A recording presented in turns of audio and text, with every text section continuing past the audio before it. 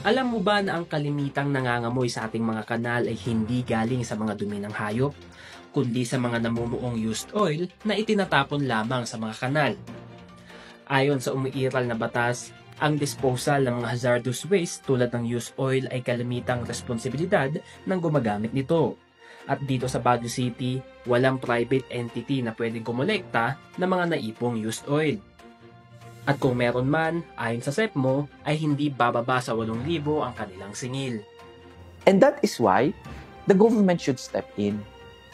Diba? The government should step in. Kung ang sabi ng 6969 ay, bahala ang store owner, etc. But we're not giving them options. Saan nila itatapon? Iuwi nila? Kahit itapon, iuwi nila sa mga bahay nila. Pagdating sa bahay nila, itatapon din lang nila kung saan-saan. Correct?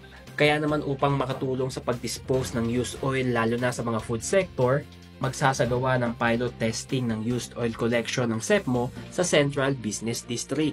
Ito ay bilang parte ng isang pag-aaral.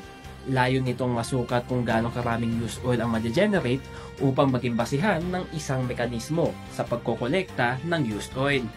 Once na ma-understand natin ilan ang sa isang buwan, ilan ang na-generate ngayon, ilan ang magagastos ngayon. Once na nakuha natin yung figures na yon, we will draft a proposed legislation to submit it to the City Council para sa hazardous waste management, collection, and disposal ordinance.